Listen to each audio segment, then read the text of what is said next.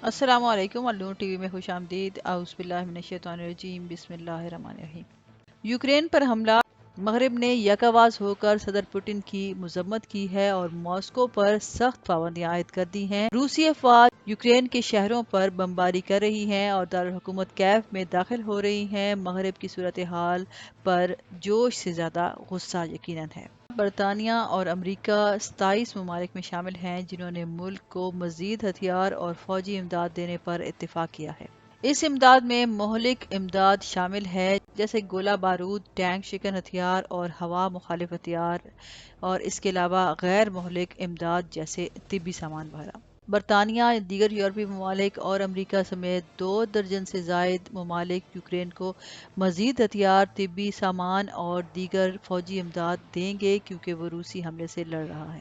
Video کی اہم discussion چلتی رہے گی۔ ویورز، اس سے پہلے اگر آپ نے میرا چینل سبسکرائب نہیں کیا تو النور ٹی وی کو سبسکرائب کریں اور ساتھ میں لگے گھنٹی کے بٹن کو ضرور دبائیں۔ ایک دفاعی ذرائع نے بتایا ہے کہ برطانیہ نے عطیات کی فراہمی میں مدد کے لیے لاجسٹک آپریشنز کرنے کی پیشکش کی ہے۔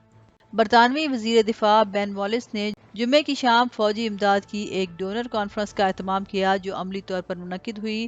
کچھ 25 ممالک کال پر تھے اور سب نے کہا کہ وہ امداد جاری رکھیں گے۔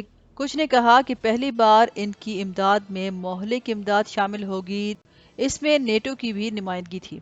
اس کے علاوہ 2 دیگر ممالک جو کانفرنس میں شرکت نہیں کر سکے الگ الگ کہا کہ وہ امداد دیں گے۔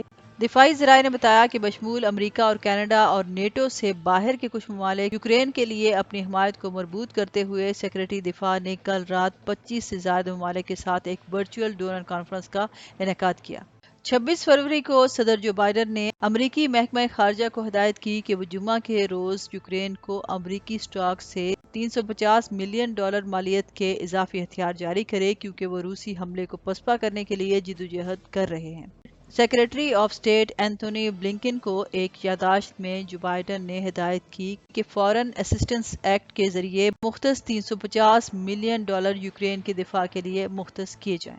یوکرین طیاروں کو مار گرانے کے لیے جیولن ٹینک شکن ہتھیاروں اور سٹنگز میزائل کا مطالبہ کر رہا ہے۔ ہفتے کے روز بلنکن نے ایک بیان میں کہا کہ یوکرین کو ہتھیاروں کی ترسیل کے لیے یہ تیسری اجازت بے مثال تھی۔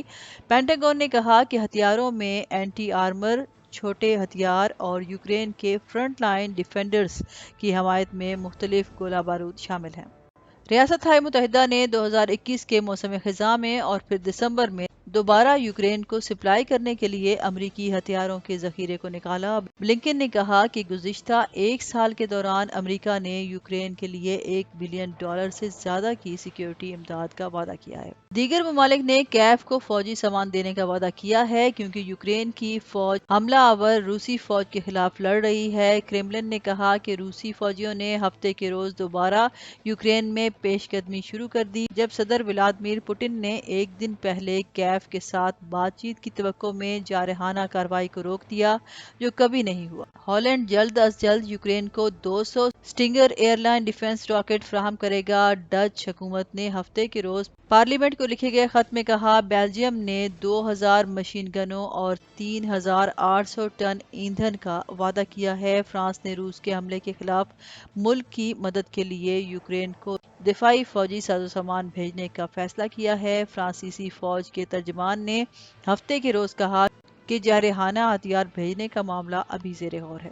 اب تک کے لیے اتنا ہی۔ مزید خبروں اور اپڈیٹس کے لیے دیکھتے رہیں النور ٹی وی۔ ویڈیو سے ریلیٹڈ اپنی رائے کا اظہار کمنٹ سیکشن میں ضرور کیجیے گا، اور اس سے پہلے اگر آپ نے میرا چینل سبسکرائب نہیں کیا تو النور ٹی وی کو سبسکرائب کریں اور ساتھ میں لگے گھنٹی کے بٹن کو ضرور دبائیں۔ شکریہ۔